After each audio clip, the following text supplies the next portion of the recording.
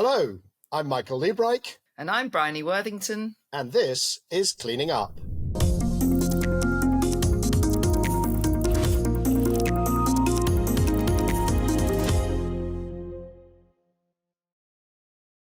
So, what we're doing today is a shorter than normal episode to reflect on the results of that extraordinary election last week in the United States. Bryony, let's get stuck in.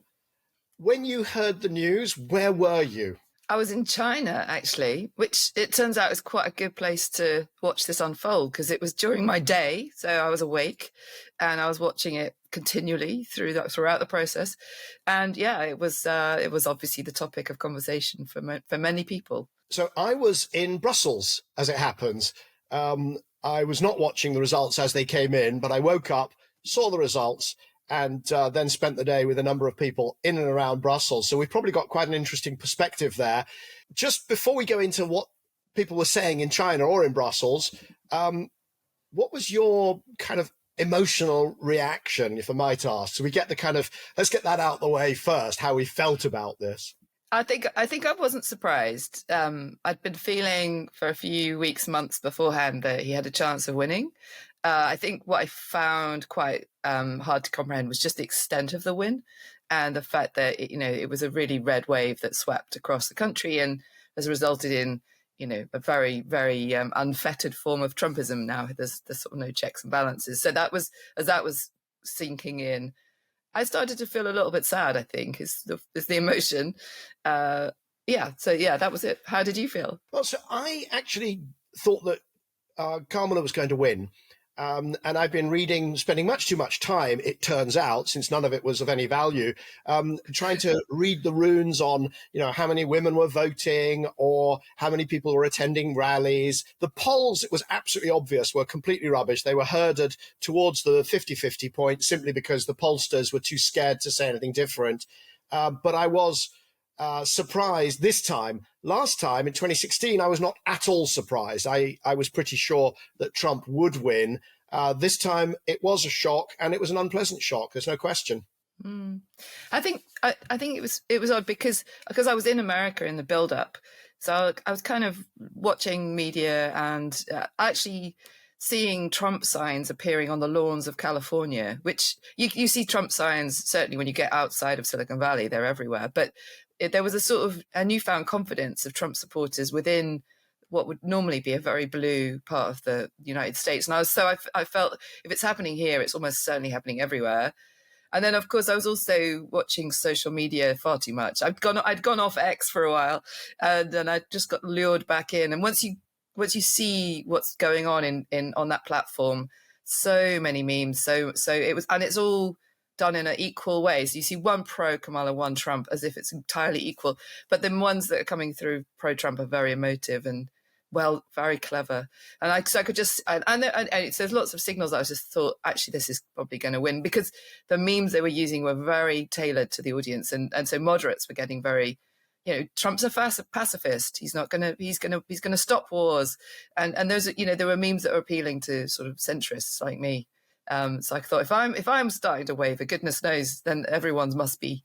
There's something happening here. Wow, you were wavering. I have never wavered. No. I've always loathed the man, absolutely loathed him. I've been a never Trumper since the day I was born. There you go. I don't want to leave anyone with the impression that I was actually convinced, but I could see I was being worked on. There were things that were being put out that were designed to make people like me think, actually, he's not a monster. I'm being lied to. This is all hyped up, and that, so it was very clever. You could see that the messaging was super, super sophisticated. And I was just very aware that there were a lot of people, particularly sort of Kamala supporters, saying, he's rambling, he's lost the plot, and they just didn't understand what he does when he speaks, which he just has this very loose scaffold, which enables him to reach out. He calls it the weave. He reaches out and he touches on all these different sort of analgesic point, all these little hot points, these little hot buttons. He just links them all up, and then he gets back and he'll either answer the question or not. Is entirely at his discretion. It's actually very clever. I don't like it, yeah, but it's clever.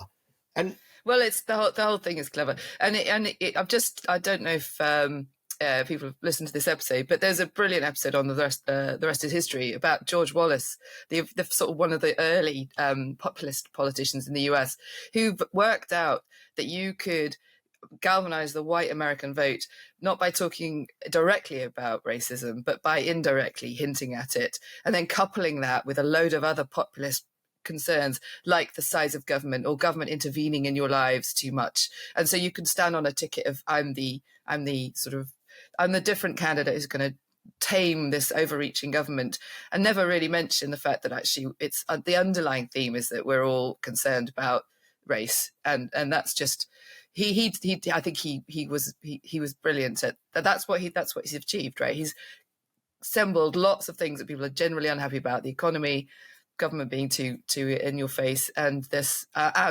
sense that America's losing itself somehow. And yeah, that's populism, and it's there's a long tradition of it in the US politics. Do you know, I was struck as you were speaking by the parallel with your episode that you recorded with John Marshall, Potential Energy, because he said the most powerful motivator for the climate is to invoke the sense of loss of something you love. And really, that's Trump's whole platform is: we've lost the America of yore, when it was all kind of controlled. It was all fundamentally white controlled and so on, but also it was very predictable and it was kind of safe and all those. So it's that sense of loss. I mean, in a way, he's proven that John was right in that episode. He's just invoked it a whole damn sight better than most of the people working on climate change. Yeah, and John also said that fear can be a great motivator, right? I mean, and that somehow we've over-indexed on sometimes hope, where actually one of the basic emotions is fear, and that's what populists do. They make you feel scared that something's happening that's going to affect you, that there's another that's going to make your life less safe, and that's all part of it. So yeah, yes, narrative works, and it's definitely worked in this case. Now, the oddity recording this today is we're kind of less than 1 week in, but we don't really know what's going to happen. We can guess, we can theorize, and we can say it's all going to be catastrophic, or we can also say, well, it won't be that bad, but we don't have any real facts and data. We don't know who's going to be leading the transition team. We don't know. I mean, I'm going to put them in air quotes for those watching for those listening on the podcast, what air quotes policies he's going to pursue, because I'm not sure that they could be dignified with the name of policies, but they certainly are decisions. So we don't know exactly. But there's a few things that we already pretty much know are likely to happen. Do you want to just sort of reel off which ones are top of your mind? Yes, I guess, he's been pretty clear that he is against certain technologies, right? Certain clean technologies that we spend a lot of time thinking about. I think perhaps the most obvious one that's going to go is offshore wind. It was always a little bit tricky, and that Biden had put a lot of emphasis into that technology. I can see them cutting that completely. There's electric vehicles. I'm sure we'll get to talk about this in a bit more detail, where it's a little bit, the signals have been a bit ambiguous. I mean, he started out very anti the electric car, and they're almost certainly going to try and roll back some of the subsidies. But then you've got the Elon Musk effect of what kind of deals have been struck. Basically Musk helped hand him the election. So, will that mean that he doesn't move so quickly on things that are going to affect Musk's business interests, of which Tesla is a huge one. So that might be a little bit less certain. But I guess the other thing that will happen is they'll start drilling. They'll relax all sorts of environmental regulations to get building again and continue what's already been happening, which is turning the US into a fossil fuel superpower. And that will happen, I think, at an accelerated pace. And just to complete on technologies, solar is an interesting one because Republicans love solar. That's the funny thing. I mean, it's much less controversial than wind. It just seems to be that one will be less in the crosshairs than wind, particularly offshore wind. The electric vehicle stuff is so difficult to pass because you've had the election of somebody who has, as you say, said he hates electric cars and mocks them.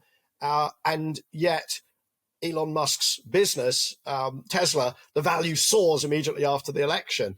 But it's very difficult to read what will actually happen. So last time there was that huge effort to try to stop California setting its own emissions standards. And I'm assuming that we're going to see that start again. Yes, potentially. I mean, California's only really allowed to set tighter standards, sort of because it's got a kind of waiver, and it will almost certainly, I imagine, be challenged in the courts to try and roll that back. And I guess the question is, have we reached a point where people are buying electric cars just because they're nicer, better, cheaper? In which case, they're getting rid of the subsidies, and making things difficult could slow it, but it might not stop it. And I think the other thing that is playing into this is the US desire to have manufacturing being installed into the US, and so plans are there to build battery factories, and there are other plans to start with manufacturing of vehicles. Will they roll that back when really they want to show that jobs are getting better? There's the incomes growing. Incomes are growing in these important states. So I think, as you say, it's probably hard to read. Just the background is that the US, it's about 1 car in 10 that's being sold is electric. So it's far behind, the EU, it's about twice that. China, it's 5 times that. And so there's a real question about whether the US is over some kind of tipping point, and maybe it's a regional tipping point. California or the Northeast might be different from sort of Main Street USA. But now, you did an episode with Ethan Zindler, who's the climate advisor to Janet Yellen, the current Secretary of the Treasury, but not for much longer. What was your takeaway in terms of the IRA, the Inflation Reduction Act? You talked quite a lot about whether it was locked in, and I think Ethan had talked about how the efforts had been made to get it locked in. Were they persuasive to you? How much of that do you think can be wound back, and if so, how quickly? Well, I think this is now the fact that the Republicans control the House, the Senate, the Supreme Court. It's much more likely that they will be unravelled. The ones that they decide are not, that they don't like. The methane regulations, for example, I can't see those surviving. I suspect some parts of the manufacturing credits, or certainly all the oil and gas credits, will survive, but they'll selectively prune out the things that they think are too green or that go counter to the interests of the oil and gas sector. So I expect we will see those things being repealed, because it was talked about in the campaign. It was unfortunately for us, climate change has been included within this kind of populist agenda of, pushing back on what they consider to be woke issues. And obviously that saddens me, climate change. I'm sad in general, but climate change is about, science. And I guess that's another theme. This is a party that's kind of said, science is what matters. And that's, that will mean that they will repeal certain parts of this, I'm pretty certain, and that will slow down the US transition for sure. Yes, I think it's going to be perhaps selectively rolled back, because although it's very interesting, you say that he had said during the campaign that he was going to repeal it. The Inflation Reduction Act never formed the sort of iconic. It didn't play the iconic role that Obamacare, that the healthcare regulation or legislation played in 2016. That was very definitely, we're going to take what Obama did and we're going to stick a knot in front of it, and we're simply going to get rid of it all. The IRA, it's been sort of mentioned en passant, but it's taken a few sort of side swipes, but it hasn't been positioned as the big iconic thing that has to be repealed. And of course, we know that a bunch of the money, most of the money, has gone to red states, which didn't mean anything in terms of voting, but it might mean something when it comes to actually sort of crafting what happens. Do you think? Yeah, definitely, and I think you're right. I mean, he did call it the Green New Scam, and he's got some good lines, that probably did resonate to some audiences. But you're right. I mean, and there are Republican senators now and representatives who are benefiting from people actually pouring concrete in their state and employing people.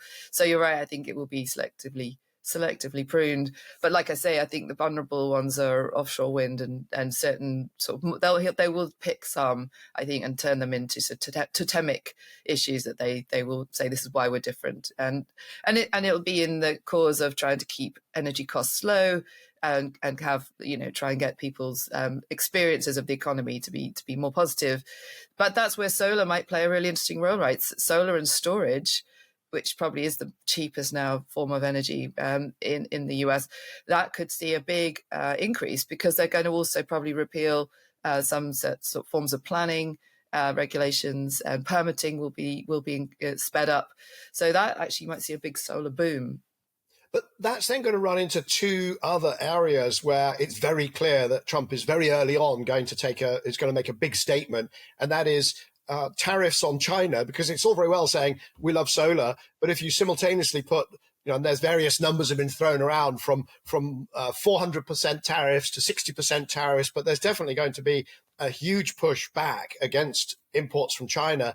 And the other is exports of LNG, where, of course, President Biden had put a moratorium. It was it wasn't actually that impactful in the short term, but it was very iconic. That's going to be presumably repealed. And we know that President Trump is going to use LNG as a sort of geopolitical weapon. He's done it before. He's going to do it again. And that is going to push up both of those, the tariffs and exports of LNG, are actually going to push up domestic energy costs, not down, which is another thing he's promised, but he can't deliver. Yeah, absolutely, and that's the irony. And what was interesting is watching the party struggle with. The people who were supporting Trump struggle with the idea of what is a tariff. The assumption was that China paid the tariffs and that this was some great weapon they could wield against China. But then, the reality will dawn that this just means more expensive products for American citizens. And I mean, it'll have an effect on energy, but there are huge parts of the American economy that rely on imports from China. And are you going to put a blanket tariff on all products? I mean, that would be quite incredible. If you're going to do selective tariffs, ultimately, I can see that would happen. Just to allow them some breathing space to catch up. And it might be that means more of the supply chain of these technologies is then located in the US. So more of the critical minerals and more of the battery manufacturing. And actually, that's possibly a good thing in the long run, right? Because you want the US to feel that this is something they are invested in.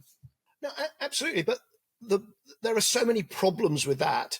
Apparently, by the way, there are now people working out that a video games console that now costs $600 is going to cost $1,000 because of tariffs. And apparently, the people who've discovered this suddenly are outraged, despite the fact that last week they voted for President Trump. But there's also, just even if the impact of tariffs is going to be the building of factories, the creation of a supply chain in the US, which, it does put pressure in that direction. There's no way that happens within a few years. These things take a lot of time. And of course, what started is a process under the IRA. So you've actually got a process of re-onshoring of the supply chain started under IRA. So I suppose, if we see repeal of bits of IRA and then tariffs, it could all just end up being one whole hell of a wash, as simple as that. Well, possibly, but remember, they've got Musk there, whose sole job it is to speed up things being built. And Musk famously built a factory in 19 days. This is the legend. I'm sure it's actually probably true. That would be that would be for XAI. It's not a factory. The 19 days, I think, relates to a supercomputer. Well, it relates to a data center. Yeah, data center. But he okay, so it's not a factory, but he's capable of installing. I mean, and he did the same with his gigafactories. He worked out how to build manufacturing plant pretty fast, and he's going to have a central role in this government. That is it, and he's going to clear out things he doesn't like, which will include lots of environmental regulations the EPA currently oversees. So I think you will see it speeding up. But Bryony, that's a fantastic example. 19 days to build his data center. What he did, and I don't know whether that included all of the energy infrastructure, but what that consisted of, and I've seen the photographs of it, is these portable gas generators, right? They are INEO, formerly Jenbacher, because I looked, gas generators. And what's interesting is the way he got them in and up and running is under a temporary permit. As long as you're installing stuff for less than a year, you don't have to go through the whole air quality process, right? So he's got, whatever it is, 364 days before, and that will be a state, not a federal air quality permit that he needs. And so there's a real question about the role of the states, because they don't have to go along with, obviously you can start pushing regulations through Congress, but that's a slow process. And it only takes a few Republicans to say, well, wait a minute, we're actually not on board with this because, frankly, it's not going to be popular. to override air quality, or whatever regulations. So, I mean, we saw last time under Trump 1 a big pushback from civic society, business, and states, which actually was quite difficult to navigate for the federal government. Lots of things Trump wanted to do, he ended up not being able to do. Yeah, but I think that's why this extent of his win is so important, right? Because the number of states who are actively going to stop him are vanishingly small, really. And you've got, I think what will happen is, there will be states like Nevada that's gone red that's going to be saying, actually, this is great for us. We want jobs. We don't really care about air quality. Air quality is a big issue in urban centres, but in the vast areas of America, which are largely empty, does it matter to you? If you don't believe in climate change, does it matter to you if there's a gas generator burning somewhere in the desert?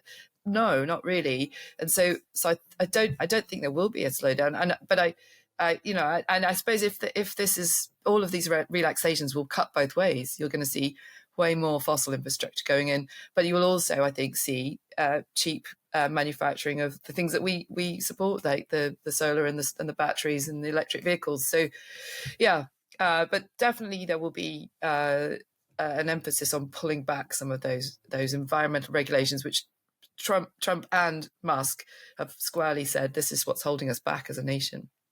It doesn't make me happy, but I think it's what's going to happen. There's me trying to look on the bright side. And it's not just the bright side. I think it's going to be one of the big differences from Trump 1 is that back then he put a lot of people in charge, Myron Ebell and Scott Pruitt, I'm not sure, all the names, but they really didn't know what they were doing. They didn't have legislative experience. And this time it's different. They do have legislative experience. He's got a deeper pool, in a sense, to draw on. Even though his cabinet from last time have all, said, they've all ruled themselves out pretty much, other than Nikki Haley, who apparently is not going to be chosen anyway. But there will be a kind of more competent group, but they will spend longer crafting things that might actually get through the legal system and the regulatory system. So it's not going to happen. I think it's not going to happen as fast, but it might be as profound. It might be more profound than last time. I mean, I don't want to overplay the effect of Musk, but he has inserted himself as someone who, as a sort of, he's kind of one of those outlier people who will just dig in and really focus and put all of his energies into this. And I suspect his control of what's slashed within government is going to be one of the biggest things that people will notice. And I'm just not to go too far down another sidebar, but he has preyed on the fact that generally people in America don't like government overreach. They don't like too many rules and regulations. They like to be able to make their own decisions using what they consider common sense. And there was this crazy moment where this squirrel called Peanut was basically taken away from a family, and euthanized, and it became a kind of crazy totemic thing that here we've got the government intervening in who you can have as a pet, killing your pets. And I suspect this is going to be one of the top things that keeps coming up, is that we are rolling back this deep state interference and letting the innovation and the entrepreneurialism of America run forward unfettered. Now, how successful they are, I don't know, but I wouldn't bet against Musk, having seen, no one wins when they bet against him. Yeah, look, are we going to see lots of crazy memes about Peanut the squirrel and they're eating the cats, they're eating the dogs? We're going to see all of that. There's no question. All I would say is that, Musk is also not a seasoned legislator, right? And so there are things he can do that move fast and fix it, move fast and break it and all that stuff. And there's no question he is what they're calling in the tech world an N of 1 in terms of his ability to get things done. But that is also, when you're talking, if you're really rolling back big chunks of legislation, that requires a certain process. So anyway, there's some inertia in the system. I guess that's what I'm saying. Let's finish, if we might, by moving to the international stage. So first of all, was there any trepidation in China when that people said, oh, we're going to get tariffs, this is going to be terrible for China? Was it, or did people say, no, we can do business with this guy, he's a known factor, and there's lots of bluster, but basically we'll be fine? Yeah, no, definitely the feeling I got was that China was expecting Trump to win. They kind of wanted him to win. I mean, this is a sample size of a few people, but I was talking to university educated academics, largely business people, and there's the sort of narrative was Trump's a businessman. We know where he's coming from. We don't know who this Kamala person is, and all she does is laugh. So we don't think she's serious. And so that speaks to a lot of prejudices that perhaps China already has about women leadership, etc. But there's a general expectation that this was what would happen, and it's we can get on to talk about it. But my time in China was just left me under no kind of illusion that China is going to dominate on all of the clean technology. It's going to benefit from LNG exports from America. It's to diversify it away from coal. There's all sorts of things that they're looking forward to, actually, weirdly. Do you want to just give a quick plug for the episode which will be coming out in a couple of days from when people might be watching this? Your episode, your conversation in China was with Professor Xi Ye, who's a seasoned climate and commentator, who was basically at Tsinghua University, now at Hong Kong University of Science and Technology. Really wonderful, thoughtful individual. And yes, that episode will be coming out on Wednesday as scheduled. And we recorded it pre the outcome, but we did talk about the relationship between China and the rest of the world, and of course touched on their tariffs and everything else. So yes, we'll be covering that in a bit of detail with a China perspective. And to a certain extent, China has been investing outside China in factories that, so if it's just tariffs on China won't actually will not have the impact that they might have had 2, 3, 4 years ago. Let me just give you the view from Brussels. Sorry, go ahead. Can I just finish on that? Just because, one of the things that I was really quite impressed by was that we visited a factory that manufactures buses and trucks. And the owners of that factory, Kinwin Auto, were entirely flexible at how they will make money in this world going forward. They didn't want to own the factory. They didn't want to even build the factories overseas. They wanted to partner with brands and have their technologies be adopted. So they make controllers, world-class controllers and motors. And they just happen to have factories as well to assemble. But they really, it was so thoughtful because they were like, well, if India wants 50% of the bus to be made in India, that's fine by us. We'll help them. We'll help them build the factory. We'll teach them how to do it, and we'll sell them some controllers. But we're not seeking to just have Chinese workers, Chinese factories planted all over the place. So there's a new understanding of what partnerships mean, and a new awareness that China's dominance doesn't necessarily help them, that they need to partner. And I just was really blown away by how quickly they've learned that and worked out how to make money, whatever the circumstances. And I think we're going to have to update our model of sort of China. We think, well, it's just mercantilism and it's just a clunking fist going around sort of, absorbing all the resources and forcing people to buy Chinese and so on. And it's really it's moved well beyond that. Let me give you the view from Brussels. I was in Brussels when the news broke, and I would say there was shock, there was disbelief, and there was certainly no sign that there's an understanding of how to compete in that. There's no sign of how to compete even in a non-Trump world, but even less of how to compete in Trump world. So there's lots of conversations about the Draghi report and how Europe has to become competitive. But there's really, and even in the Draghi report, I believe I find it completely underwhelming, right? Because there's no real plan to get energy costs down. It's like, invest in what? Right? We're not going to frack, and we're going to, they still want to put all this money into hydrogen, which is going to be, whether it works or not, it can be very expensive. There's no understanding of how you become competitive in energy. There's no understanding of how you have to invest in defense, because particularly in a Trump world, you're pretty much, you might be on your own. So there's no plan for that.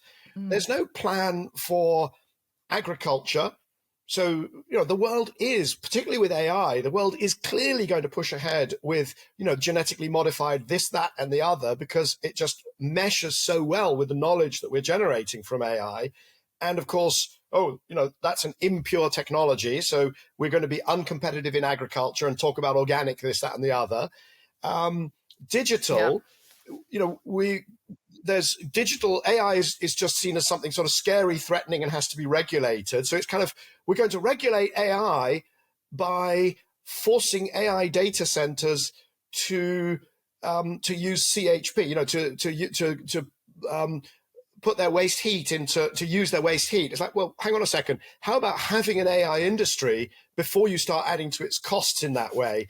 So there's just nothing there that would make me think that the EU can, respond in a coherent way. It's actually very scary. Yeah, I mean, it's been this way for a while, right? I think we've had 3 experiments running in parallel. Excuse me, 3 experiments running in parallel.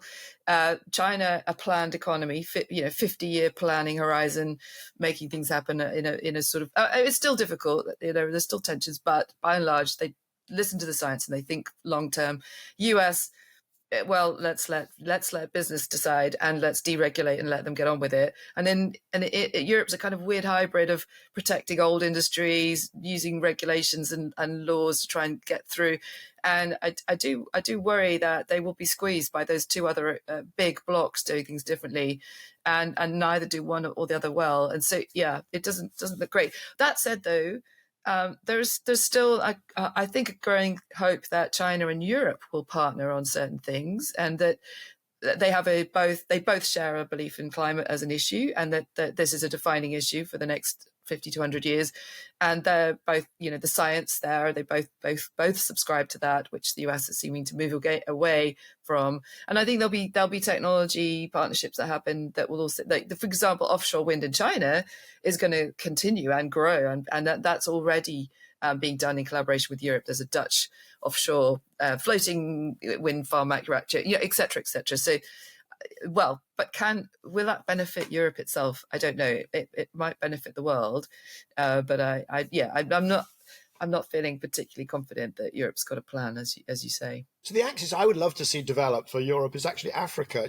Where have you got huge land areas? Where have you got great resources, whether it's renewable resources or minerals? And where are we going to have all the young people?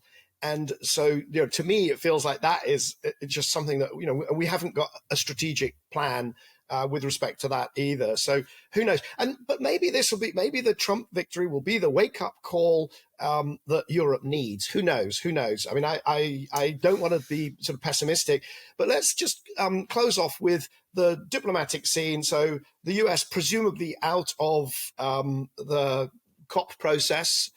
To COP29, I don't know what's going to happen over there in Azerbaijan. I can't imagine anything meaningful coming out of it. There you go.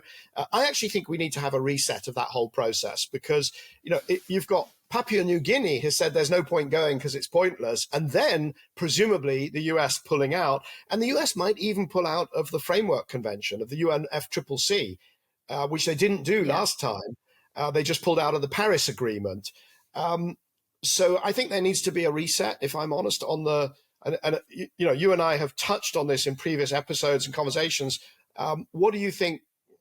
What happens and what should happen there? Yeah, it does seem likely that. I mean, the US has only really ever engaged fully into that process for about 4 or 8 years. During Obama, it's been largely ambivalent and somewhat on the sidelines for most of the time of its existence. I think Trump will certainly pull back. I mean, some of the more worrying things he might do is defunding the IEA and UN funding. And so the whole architecture is going to be undermined, not just in terms of pulling out of one agreement, but just withdrawing US money and US support for most multilateral processes. I mean, they may build back certain more targeted things that they care about. There's a genuine cost party interest in putting up carbon border adjustment mechanisms, CBAMs, to try to again protect their own industry. And so they may lean in on certain aspects of trying to protect steel manufacturing in it with a multilateral process. But by and large, yes, it's going to be America first, and that means we're not interested in working with other people unless it's in our own self-interest. Yeah, and so that's going to be a challenge for the UN writ large, and certainly a challenge for the climate talks. But does that really matter? And I think, in a way, if we have reached a tipping point where the cleanest technology is the cheapest technology, and we're all looking for economic growth and we all want energy to be cheap, does it really matter if the COP process pauses or stops? I mean, personally, I think not. But unless the sentiment may change, but really the reason people are investing in big scale renewables now is because it's economic and there's money to be made and across the world. So I don't know that the halting of this UN system would do too much to change that. I suppose where I am on the COP meetings is I think there was a big mistake to try to go from the 5-yearly rhythm, which was working really well, which of course was copied from the Climate Change Act 2008. I don't know who wrote that, but we copied it from Kyoto. But yes, we kept the Kyoto process and Kyoto was abandoned. The 5-year rhythm seemed to give society and business and investors kind of chance to do something, and then you had to put more on the table. This business of it becoming a sort of perma crisis, every COP is a critical COP. I mean, to me, that was a huge. So maybe we see a 5-year hiatus, and who knows what will come after Trump? Because one of the things is there will be life after Trump, and I think there will be a social push. But at the moment, everybody's saying, "Oh, this red wave is something profound, and there's a shift to the right." I'll be honest, I don't buy it. I just don't buy it. I think that what you've got is an incumbent that has taken us through a period of inflation, for better or for worse, that was unpopular, uncharismatic, and people have just turned away. But I don't think that there's a fundamental turning away from the issues. And I think that, it could well be that there's, that these things are pendulums. It could well be that we see a swing back in the US in another 4 years. When there's a sort of diaspora of people, whether it's from, I hope it's not from the IEA, which was, which some of the Republican senators have had in their crosshairs, the IEA, because they've been working on net zero scenarios and so on, and therefore have been have come into the crosshairs and potentially under threat of defunding. But even if that happens, which I hope it doesn't, those people will go away. They'll find a way to continue working on the same issues, and we saw that in Trump 1. That it's not every action also has a reaction. And we shouldn't underestimate that. Yeah. No, and the other wild card in all of this is what the physics of climate change is going to do to the US. And we're going to see extreme weather. It's a continental weather pattern, right? So it gets hit by extreme weather more so than Europe, say, for example, does, although notwithstanding all the terrible flooding that's happened. But you're going to see climate impacts in the US, on US soil. And how are the US people going to respond to that? They can just try to insulate themselves with, ever greater uses of air conditioning and battening down the hatches. But at some point, I think there's going to be a realization that you can't do a deal with physics, that Trump can do certain things. But if climate change remains part of this narrative and people start to feel that that's wrong, it might undermine the whole experiment, that people start to think, actually, do these guys have our best interests at heart, or are they just ideologues, which I now don't really trust. And so that's a factor. We just can't tell how that's going to play out. So on that note, I think we have speculated as much as we can in the absence of data. I think we've done very well for about a half an hour of speculation. And obviously these themes will be coming to again and again during future episodes, because we've now got 4 years of a Trump presidency. Absolutely, yes. I can see this will be a big feature, but as we've said, it's somewhat clear that this is, I'm absolutely unhappy that we're having to go through this, but we don't really know what the macro effect is going to be on the thing that on the things we care about, which is clean energy transition. So yeah, it's going to be there'll be a lot of good content for our episodes going forward. And that brings this special episode of Cleaning Up to a close. Don't forget that Bryony will be back in 2 days for a conversation with Professor Chi Ye of Hong Kong University. And so, I'm Michael Liebreich. And I'm Bryony Worthington. And that was Cleaning Up. Cleaning Up is brought to you by the members of our leadership circle. That is Actis, Ecopragma Capital, EDP of Portugal, Euroelectric, the Gilardini Foundation, KKR, National Grid, Octopus Energy, Quadrature Climate Foundation, SDCL, and Wärtsilä. For more information on the Leadership Circle, please visit cleaningup.live. That's cleaningup.live. If you're enjoying Cleaning Up, please make sure that you subscribe on YouTube or your favorite podcast platform and leave us a review. That really helps other people to find us. Please recommend Cleaning Up to your friends and colleagues and sign up for our free newsletter at cleaninguppod.substack.com. That's cleaninguppod.substack.com.